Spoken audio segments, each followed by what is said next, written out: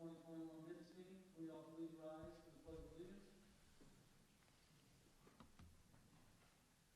I pledge allegiance to the flag of the United States of America, and to the republic for which it stands, one nation, under God, indivisible, with liberty and justice for all.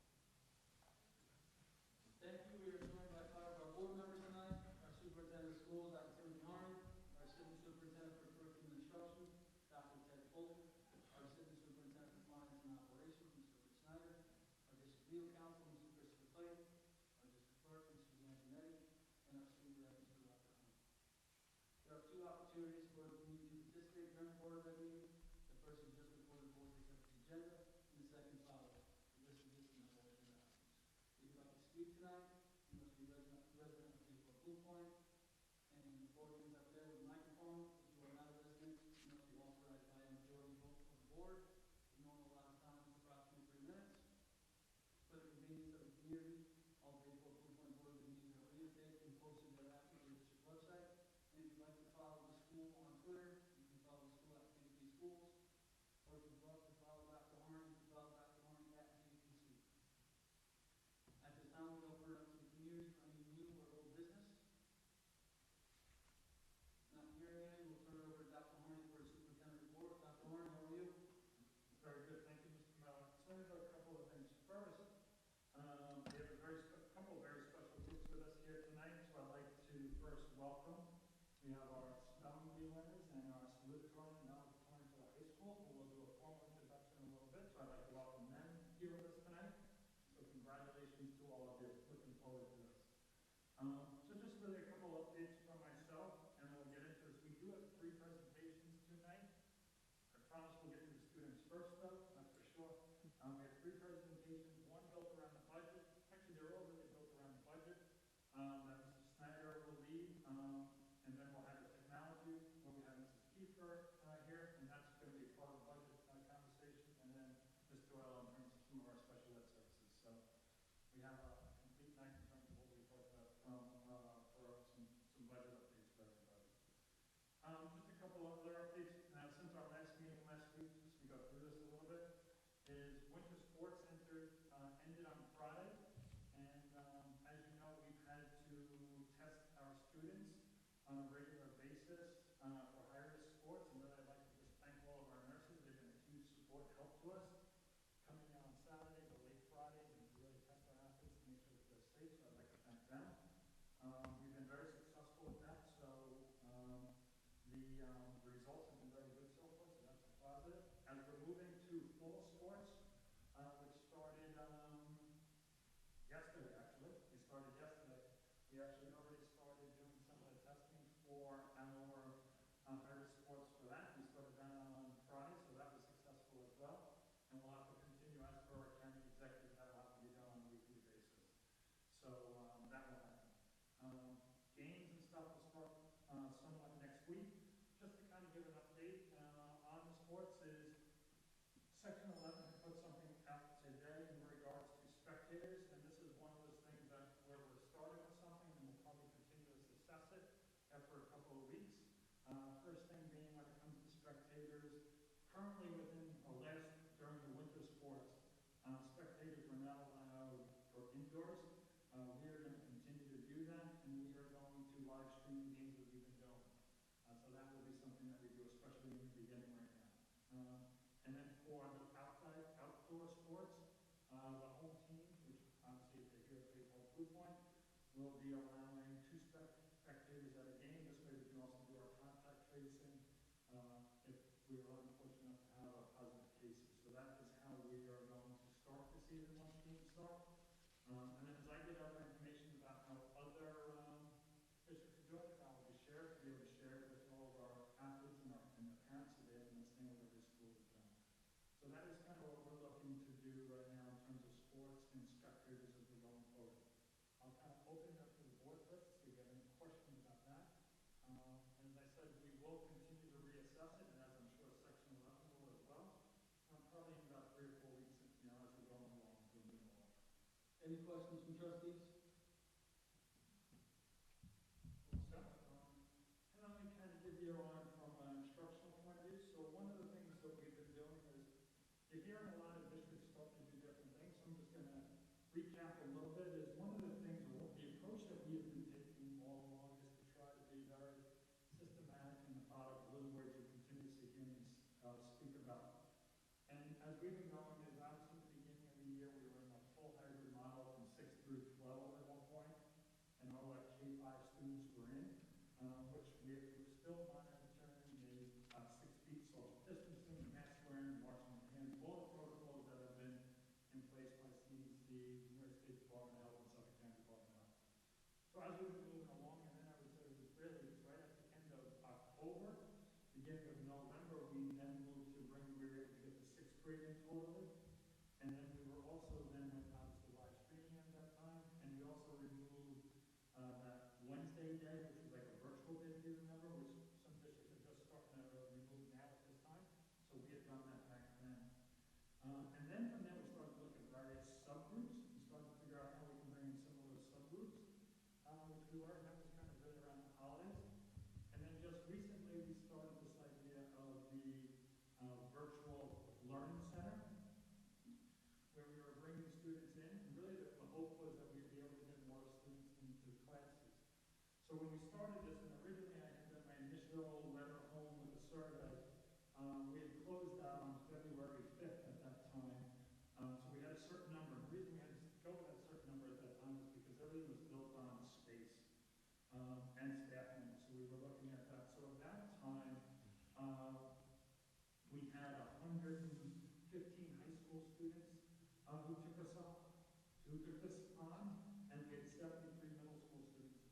I'd say the first week we had some positive feedback, and I know Mr. Honey had last week kind of reported out on a little bit on his own experience, where students have been able to get last week to get into between 50 to 80% of their classes, which was a good thing.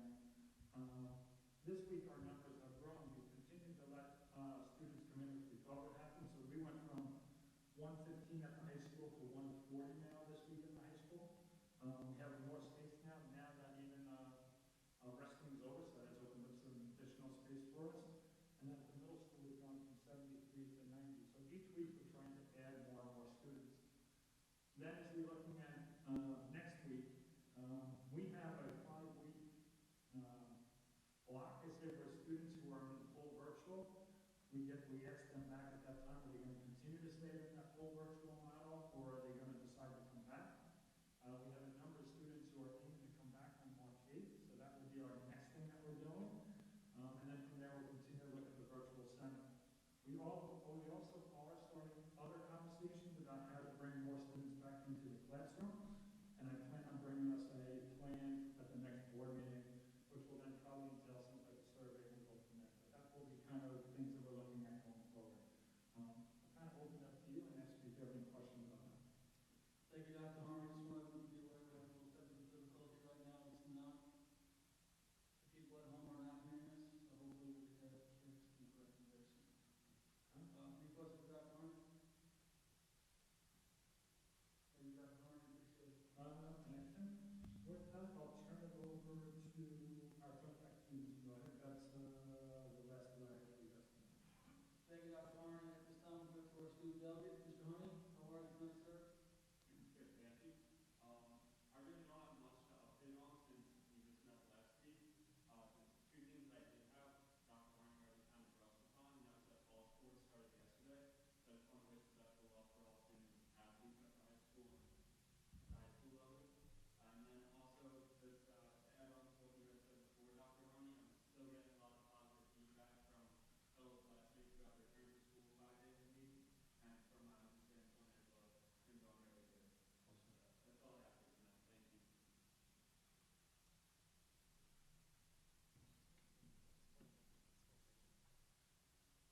There's been a few comments on each of these calls. I think we won't start the presentations right now. We'll start with you, Dr. Harmon. We will go into our recognition, and hopefully by the time we're done our recognitions, we'll be fixed and ready for our presentation. So at this time, we'll turn it over for our spelling bee winners, and tonight is the big night. We're honoring our sorority, and we're also honoring our Valentine. So we'll hand it over to Dr. Colton for our spelling bee winners. Ms. House, so you know where you're from, the system is starting. All right, thank you very much. And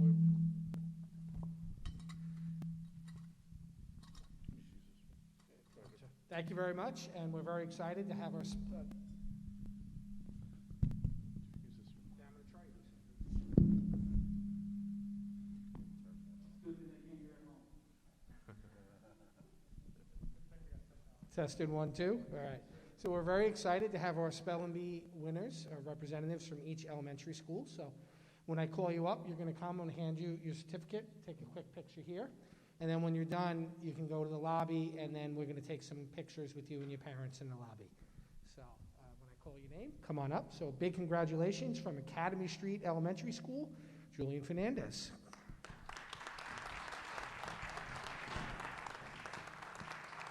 Congratulations. Look over there. Oh, Julie. Okay. Hey, can you go back down here so we can get this shirt for the website? There you go. Good job.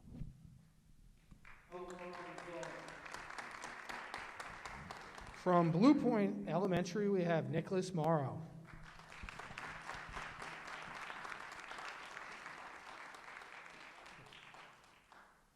Congratulations.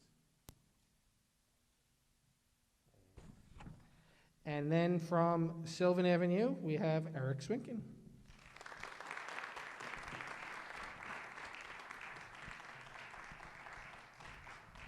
You guys wouldn't mind waiting outside? We'll get a photo of all three of you guys. All right, thank you very much, and congratulations. And now I'd like to introduce Mr. Haas from the high school.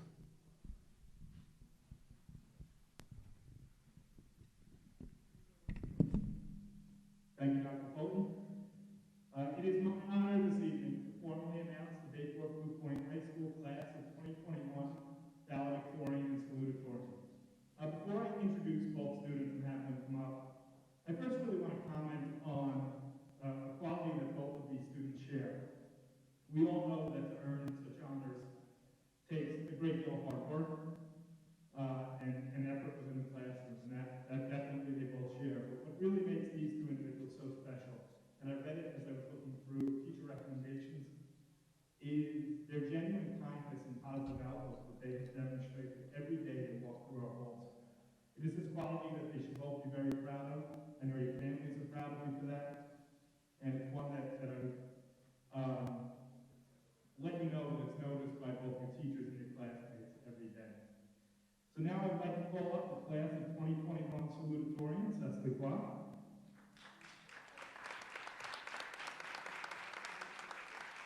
Cecily has had a remarkable career at Bayport Blue Point High School. She is an AP Scholar with distinction, having enrolled in 11 AP classes during high school, including 5 this school year. Outside of the academic classroom, Cecily is an accomplished musician, recently being recognized for National All-State. Cecily is also a member of multiple service organizations, helping younger students and working to better our community. I am proud to introduce the Bayport Blue Point High School Class of 2021 salutatorian, Cecily Clark.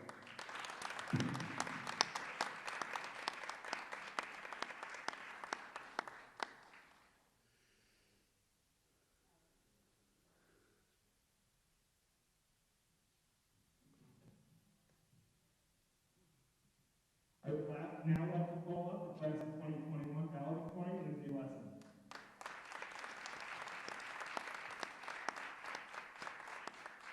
Lindsay's hard work and dedication to everything she puts her mind to make her truly deserving of this honor as class valedictorian. During her senior year, she's enrolled in 5 AP courses, totaling 11 during her high school career, resulting in the honor of AP Scholar with distinction. Along with her excellence in the academic classroom, Lindsay excels musically, donates her time to her church, competes on the athletic field, and even finds time for sailing and scuba diving. It is my privilege to introduce the Bayport Blue Point High School Class of 2021 valedictorian, Lindsay Lesson.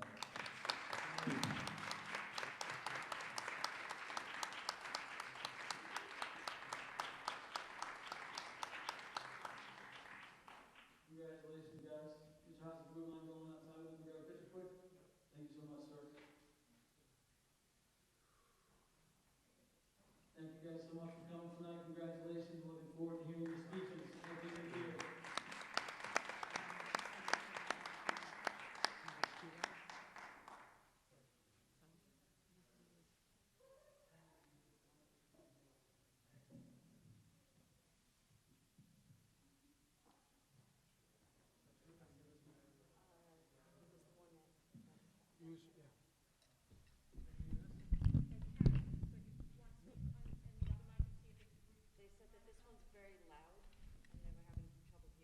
Check.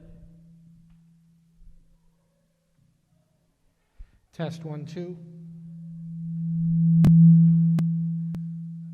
Test. Test. Test. Check.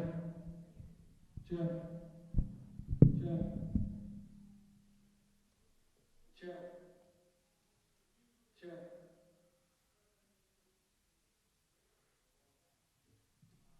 Check.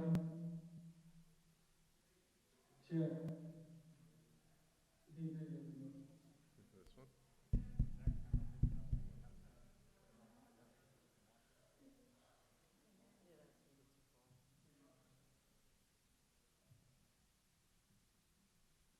Check. Check. Check. Check. Check.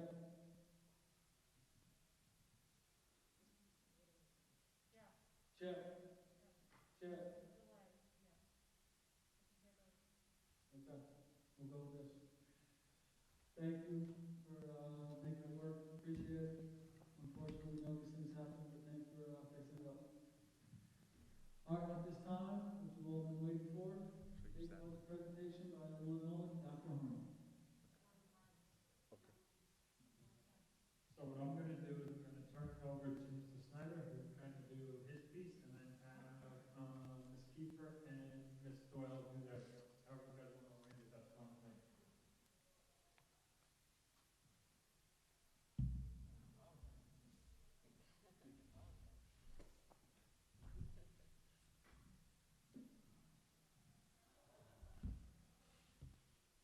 Good evening. We'll go through the budget presentation where tonight we're going to focus on the PPS and special education budget, as well as the technology budget.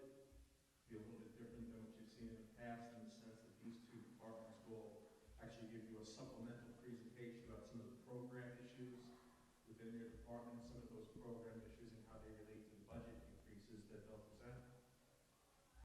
Where we stand right now is the budget is currently at 2.15%. That's after we implemented the net budgeting method change we talked about with the public library. And you can see by the second bullet that we've also reduced the COVID assumptions in the budget down from just under $1 million to $511,000.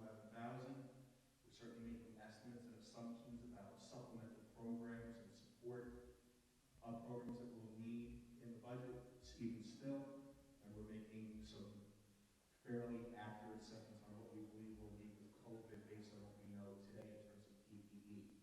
Of course, it could all change. It's literally a moving target for us, but we have reduced the amount we're holding on to for COVID in this budget assumption from just under $1 million to $500,000.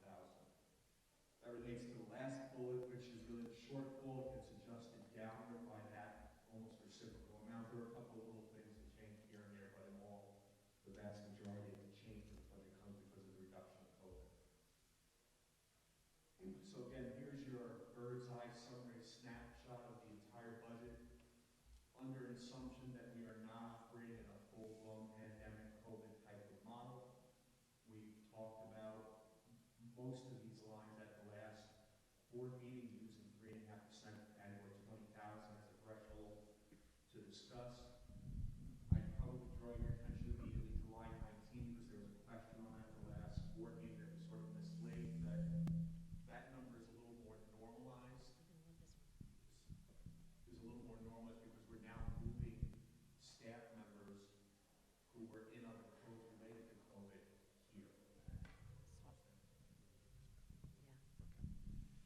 You know, other than that, you could see in the debt service, which is line 28, that went down dramatically because we've used the net budgeting method for the library and for the public library. And again, in July, we'll do a budget amendment to account for their debt. A lot of the money that we are holding on to for programs that we're still looking to perhaps use for the school year for supplemental support can be seen in line 16. So that's where a lot of that $511,000 can be found. If there's no questions on the general summary, we can actually go right into the PPS budget, and I can turn it over to Mrs. Doyle.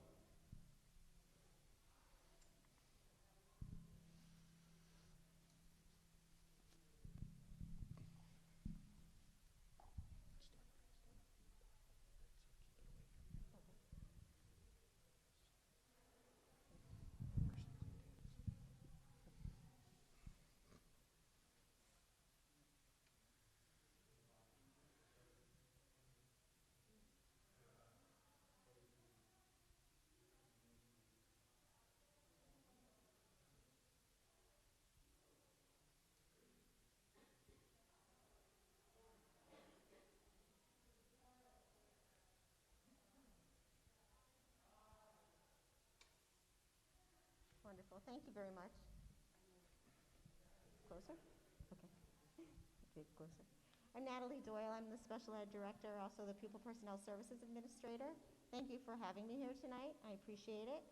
The purpose of my presentation is to discuss who Pupil Personnel Services are, our successes, what we're looking to do in the future, and also how we are financing and budgeting for everything that falls within the PPS department. Within PPS, we are preschool services for children who are classified, in-district students who are classified, and we have students at BOCES and out-of-district placements. We currently have 33 students receiving preschool services, and in our K to 21-year-olds, we have 364 students currently. As far as our staff, we have 32 special education teachers, 8 speech therapists, 8 psychologists, 3 social workers, 57 teaching aides and assistants who support our teachers within the classroom, and also during electives they support our students and in the cafeteria in unstructured times. And I also don't want to forget my nurses because within PPS we do have 8 wonderful nurses who are working very hard this year and every year, but particularly this year. So I apologize to them up front for not having them on this slide. Special education services does take up the majority of my time though. Just as a reminder, if you're not familiar with special education, we are governed by Part 200 of the regulations of the New York State Commissioner of Education. It is quite a lengthy document that over my past 20 years as being a PPS director I've become very familiar with. One of the tenets of Part 200 is that when a child is classified in special education, we have to look to place them in the least restrictive environment possible. So that means we're looking to integrate our special education students into our general education settings so that within the community of Bayport Blue Point, we're looking to accept all differences and have students recognize that everyone has a different or special talent. In the 2018-19 school year, which is the latest data available through our New York State report card, you can see that we are meeting or doing better than what the state targets are for integration. We have 62.4% of our students in special education who are in a general education setting 80% or more of the school day. We have 21.7% of our students who are in a general education setting 40 to 79%, and then we have approximately 9% of our students who are in special education approximately 60% of the school day. So again, we are meeting or exceeding the guidelines for integration. As far as our programs and supports, this is how we ensure that our special education students are meeting educational goals of their IEPs. We have several types of programs. We have our self-contained classes, which are smaller classes with 1 special education teacher. They can be a ratio of 8 students to 1 special education teacher and an aide or assistant. We have 15 students and 1 special education teacher. And we also provide classes such as co-teaching at our Blue Point Elementary School, our middle school, and our high school. And that is a general education teacher and a special education teacher teaching together. And then we also have Resource Room, which is a slightly less restrictive environment where our special education teacher works with no more than 5 students in a period that's scheduled into a special education student's day to support the general education curriculum that they are learning in other periods. In addition to that, in addition to that, there are related services that special education is responsible for. These are school-based services for children that allow them to continue to excel and progress within an educational setting. We have speech, occupational therapy, physical therapy, vision, hearing, and also counseling services. Just as a reminder, this special education process is a very fluid process. We start with an initial referral to the Committee on Special Education, and a child is found either to be eligible and placed in a special education program or to receive related services, and if they're not found eligible, then they are referred back to the building level to possibly receive building level support.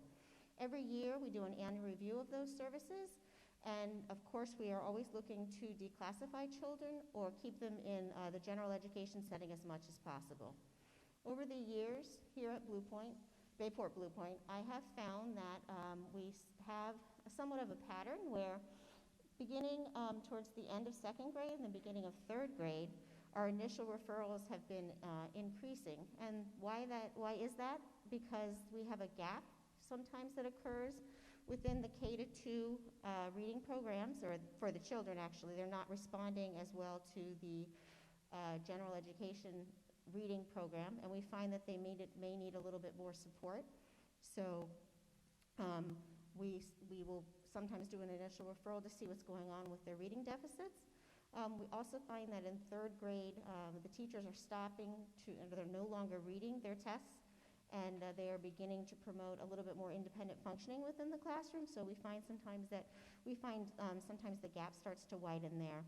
In addition to that, students could have been receiving academic intervention services, and so we have about 2 years of data.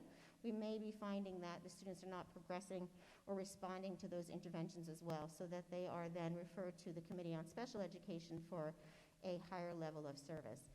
This is just an example that you can see that in second grade for this year, our referrals at the second grade level are at 13 right now. It's certainly the highest that we have had as far as the grade levels. Our classification rate is something that we are constantly aware of in special education. We are currently at 17%. That's today's rate. But I would like to caution you and say that it is a very fluid process, that we do have CSEs that are ongoing, and we are just at the beginning of our annual review session, or season, I should say. So we look to always bring that down if we can possibly. And you can see over the years we have been trending to be at a high 16%, although last year we were able to bring it down to 16.1%, and that is certainly what we are hopeful for in the future, although I have to say that the pandemic has kind of thrown a wrench in that, and we shall see within the next year or so how we are doing with that referral rate. We are a very small district, as you know, and being such, we look for creative solutions to provide the best possible programs for our students. And in doing that, we're able to keep our students in district. And I want to emphasize that that is one of my number one priorities, is that I always look to place and be able to place students with needs in our district programs first. So at our Academy Street, we have our LEAP program, which is a self-contained program.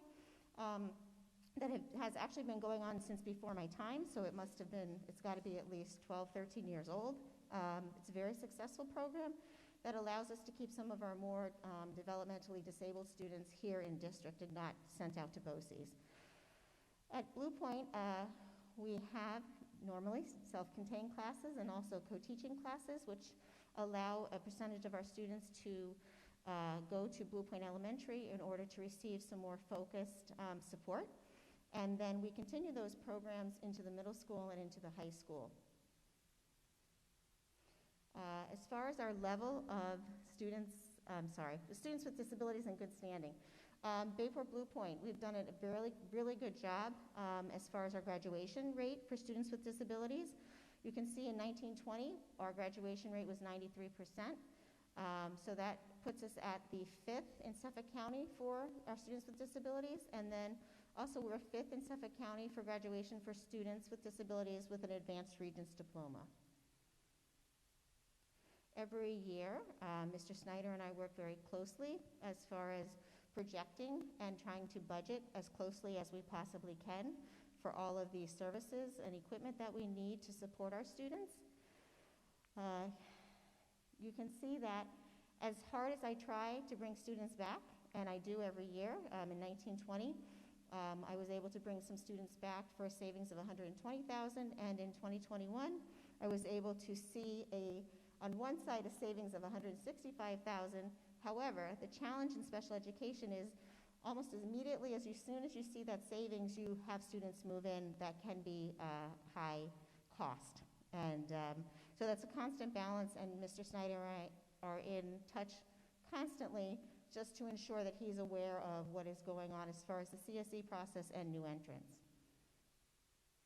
As far as fiscal accountability, looking at our pattern throughout the last few years, we are at a special education expenditure in Bayport Blue Point in 18-19, again, the latest data available, one of our students, or a special education student, rate would be approximately $41,000. And you can see that that's very close to what a expenditure would be in a similar district group. So we are doing okay right there, pretty well. Looking at our 21-22 superintendent budget, if you look, and I've been asked to speak to the immediate increases, if you look at line 12, which is my other professional services, you will see that that is up 5.5%. That particular line, I am asking for an increase. That is based on some expenses that we have had this past year due to some parents choosing to keep their children out for the COVID option, to be virtual, but as a district, we still have to provide related services for them. So we've seen somewhat of an increase there because of that, and also I've had some students who have been hospitalized, and there's some tutoring services that are also within that line. Going down to line 20, if you look, there is an increase of 112%. That is purely based on student placements that have come through the CSE, and as far as there's some very specific children that have specific needs that we have found better placements for them in a additional public school setting. Looking at line 21, that is due to an increase from the New York State rate setting unit, and also an accounting reconfiguration. I'll let Mr. Snyder speak to that later if he would like to, but that is what the 23% rate increase is there.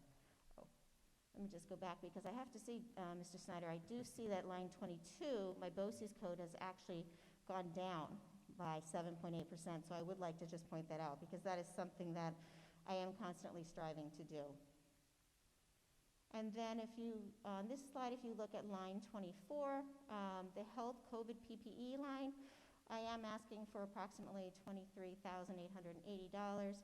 That would be for PPE for our nurses and for our speech teachers, for our aides and assistants who may be asking for specific PPE because they're working so closely with our special education students. And overall, if you look down on the last line, it does appear that at the moment, I'm actually down 0.6%. So just as a reminder, Pupil Personnel Services, as much as we talk about the money, there's a lot of good that goes into all of the support staff and all of the things that they do. I'm just thinking about the Thanksgiving baskets that our nurses do for the community. In addition to, these are just some of the support groups that we have, the peer mentoring. Our music and athletics are very inclusive of our special needs children. We also offer a variety of groups within schools just to allow children to gain a little guidance from professionals as to how to deal with situations. So moving forward, as far as my goals for the coming school year, of course, I'm going to continue to look at and use data to analyze our trends, especially monitoring for any COVID regression. I'm going to continuously look at our current programs and make recommendations to strengthen their effectiveness. Dr. Fulton and I are going to be developing a long-term strategic plan to ensure that our students continue to have positive outcomes and that we will be budgeting efficiently and that our staffing throughout our elementary schools will have more of an equality to them. And of course, Mr. Snyder and I will be continuing to track and account for the variability of all of our special education expenditures. And that is my presentation. Any questions? Interesting questions?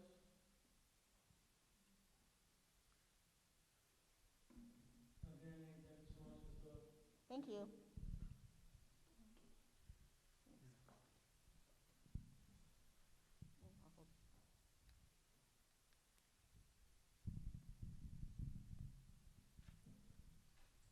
Thank you, Ms. Doyle.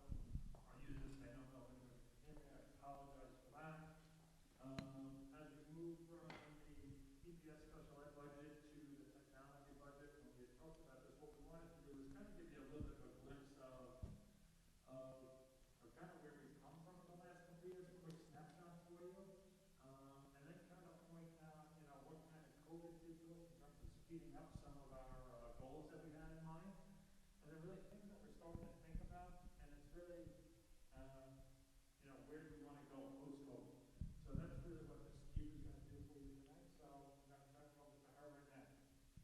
Thank you, Dr. Harney. Again, Carolyn Kiefer. I'm in charge of technology in Bayport Blue Point. And what's a technology presentation without having a technology issue?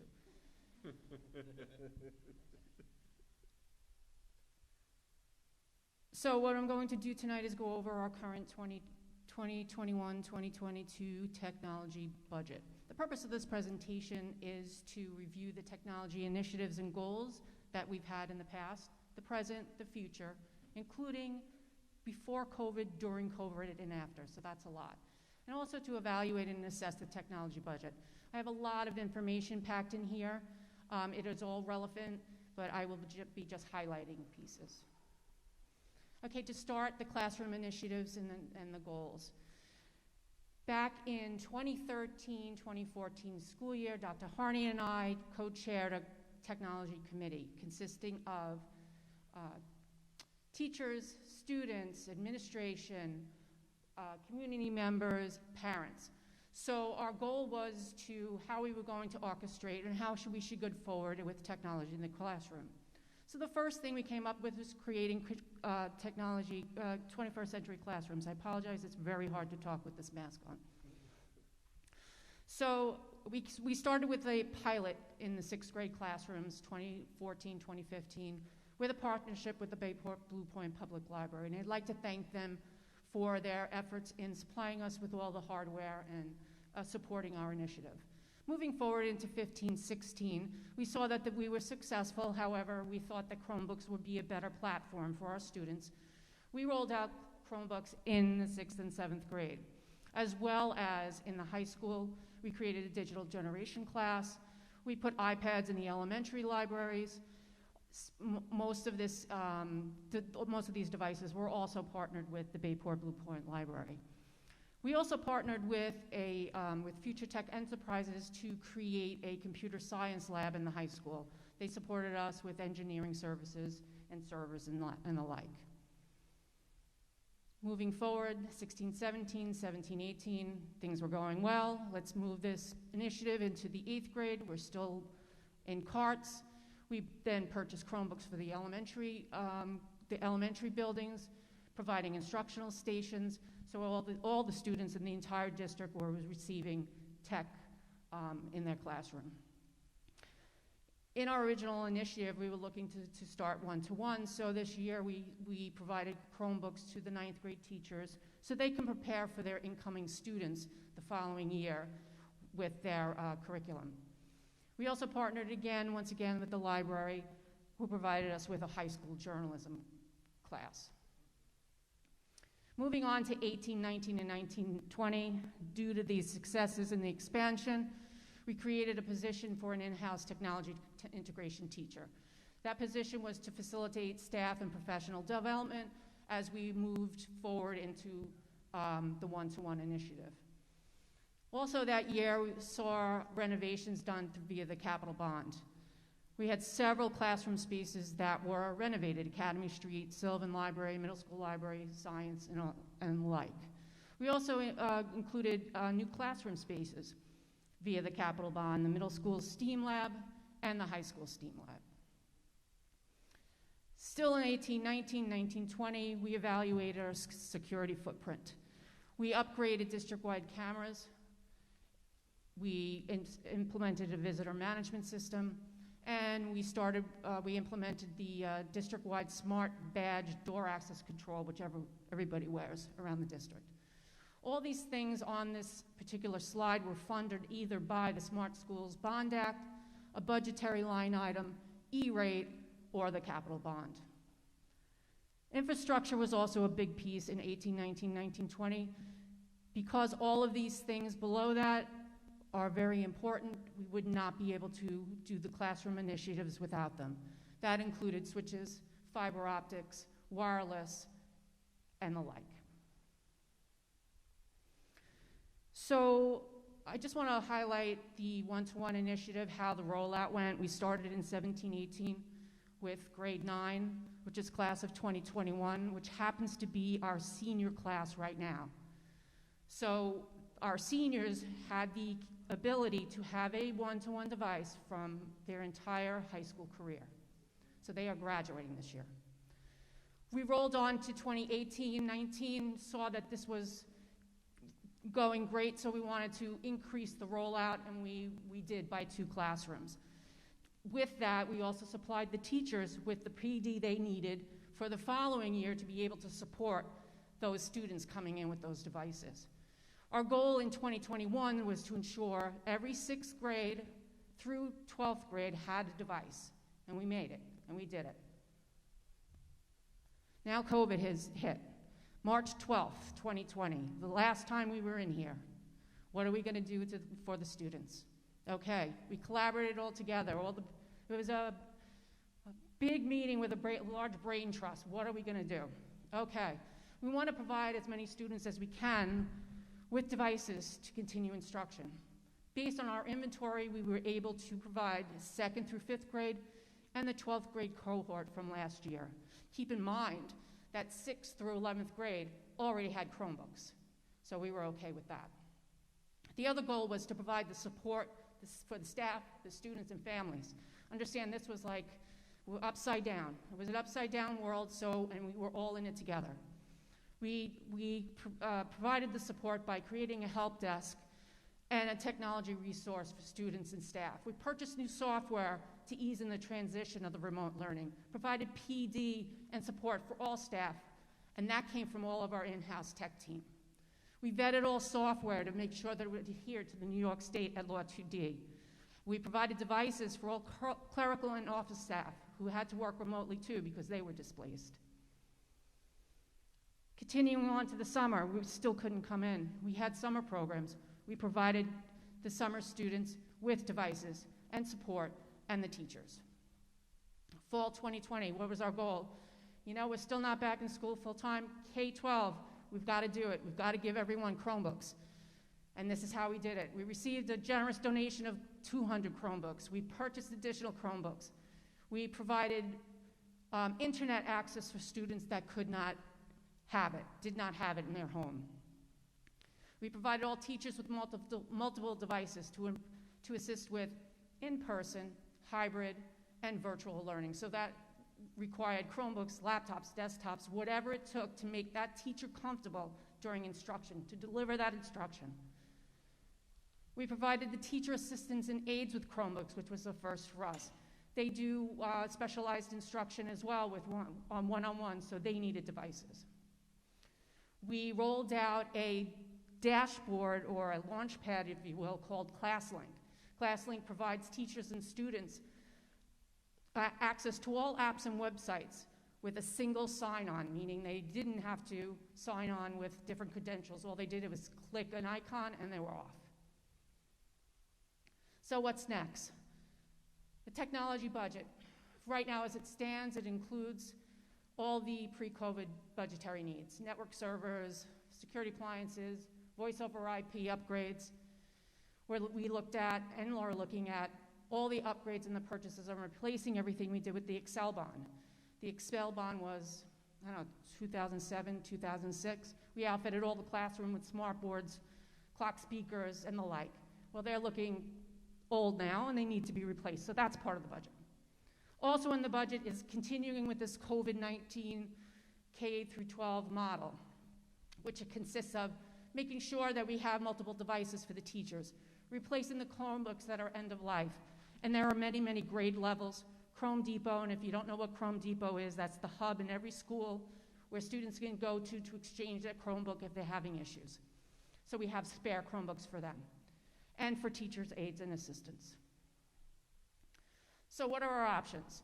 We've been discussing what we want to do K-12, because our original plan was only 6-12. So if we continue with the COVID-19 model, there's some expense. There's some expense to that. If we revert back to the 6-12 model and add one-to-one for grade 5, we can put carts in K-4. The advantages for doing the enhanced model is that the students still maintain one-to-one access. They still get to experience the digital tools that come with the Chromebooks. There is a savings for the district as far as warranties go because of the multitude of Chromebooks, over 800, that are falling off of warranty, manufacturer warranty. Now, there's a manufacturer warranty, and there's also a Google warranty, and that was on my previous slide. So when Google says I'm not supporting you anymore, they're not supporting you, and so that is a paperweight. So we're looking at all of that constantly. And still we would have to structure replacement for Chromebooks for at least one cohort because we have, kindergarten coming in. Okay, so this is the technology budget. It's up about 10%. The increases are due to equipment, which are the Chromebooks, to sustain K-12. Contractual is up because of the STEAM equipment that needs warranties that we did back in 17, 18, I believe. Equipment repair, that's up a bit too because of our Chrome Depot. Our Chrome Depot are devices that are typically out of warranty that we fix in-house or we send out to a local person so we can keep them, alive. Supplies is for all of the ancillary equipment that the teachers need in the classroom, whether it's replacement webcams or document cameras or microphones. So we just put a number in there. The software is to sustain some of the software that we started using back during COVID, so that's an increase right there. And the BOCES services, we went down $35,000. I believe that is due to a contractual employee that is no longer BOCES. So we transferred that one employee from BOCES and they were hired internally. Anybody have any questions? Ms. Guerra? That was really impressive. Thank you. Thank you. So much for everything. Welcome. I can remember when you all were forming those technology committees and setting those goals, and it's just absolutely amazing what's happened in the last 7 years, even not thinking about COVID, but then COVID really all these events. Just like one thing that's interesting about Chrome Depot is I buy insurance for my son's Chromebook every year. You guys get anything from that insurance? Like, he hasn't brought his in. He flew the cover back on himself. But if he brought it in, like, Right there. why wouldn't you guys be able to use that insurance that I paid for? Or should I not be buying that? Well, the insurance is for accidental and or loss of theft. We have mechanical. We can take care of mechanical. Okay, thank you. You're welcome. Thank you, Ms. Guerra. Mr. Johnson?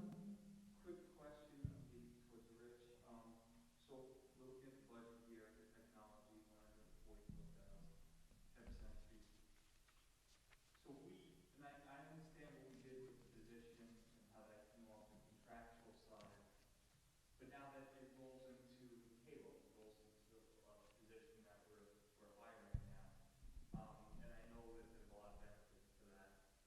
But that being said, we're not including the salaries in this overall budget. So technically, we went up more than 144,000, we just transferred that accounting line to a salary line. Yeah, I mean, you could say that about all, the payroll budget is disclosed separately in the book because I look at that as a department in and of itself. But yeah, in this case of that BOCES code for Mrs. Kiefer's budget went down and a corresponding salary code in the 1680 code went up because of that specific individual. But you could say that all the salaries aren't included with the departmentals.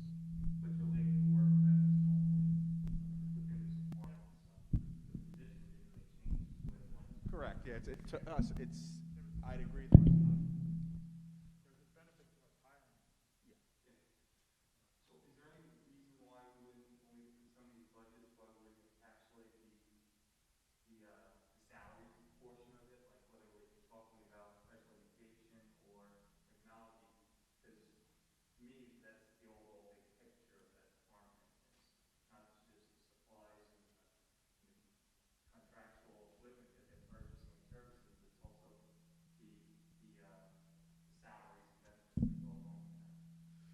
You could, and I've seen it done that way before, so it can be done. Part of that, showing that type of picture is many times the FTEs for, let's say, for technology aren't exactly being split their budget codes correctly because of movement and simply because of lack of information.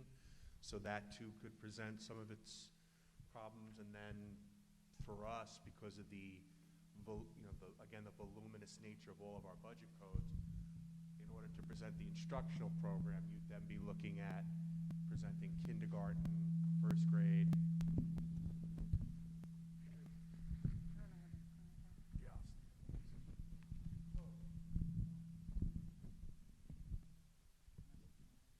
So in terms of the instructional budget, because we're highly decentralized here, in order to get an accurate picture, the budget itself to present it would be pretty long. It could be done.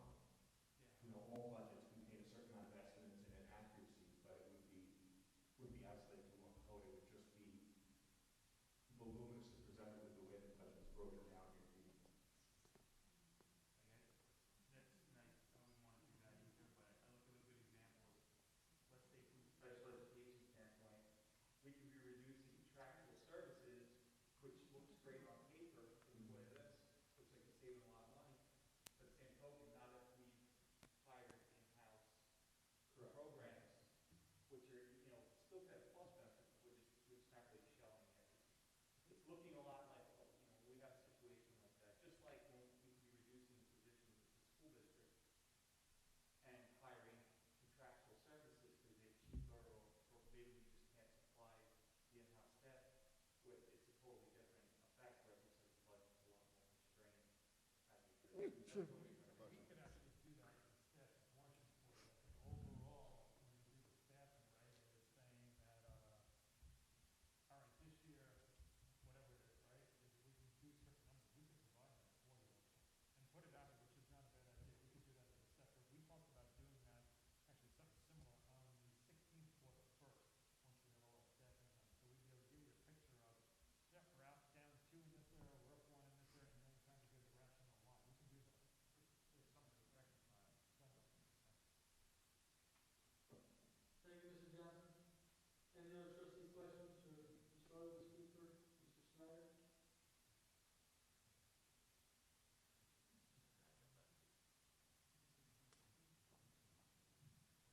Ms. Doyle, Ms. Cooper, Mr. Snyder, thank you so much for your time. We truly appreciate it. And thank you for everything you've been doing. I know it's been stretched thin the last couple of years, but this last year, so I appreciate everything you're doing. So I have a round of applause for you. Any other questions for Dr. Harney before we move into the agenda? Moving on to the consent agenda, we have a motion to approve consent agenda items G, H, I, J, and K. Mr. Johnson, second. Mr. Crew, any discussion? All in favor? Opposed? Abstentions? Motion carries 5-0. Moving into the regular agenda, we have a motion to gratefully accept Fox for Education, $53.30 for the Academy Street Revision Office Supplies. Mr. Borowski, second. Mr. Johnson, any discussion? As always, we appreciate any donation to the school district. Thank you so much. All in favor? Opposed? Abstentions? Motion carries 5-0. Moving on to the second regular agenda item, we have a motion to approve the following chief inspectors of elections as written. Mr. Borowski, second. Mr. Crew, any discussion? All in favor? Opposed? Abstentions? Open it up to any community members for any new or old business. You want to go to the microphone and ask Dr. Harney? Not hearing him. We'll open it up to any trustees for any new business. For everyone watching at home, I just want to apologize for the technical difficulties. We will fix it next time. Maybe we'll look into maybe doing it over me, but we apologize and we will fix it next time. Any other discussion with trustees? Can I have a motion to adjourn? Mr. Borowski, second. Ms. Berner, all in favor? Opposed? Abstentions? Motion carries. Thank you guys so much. Have a great night. We will see you at the next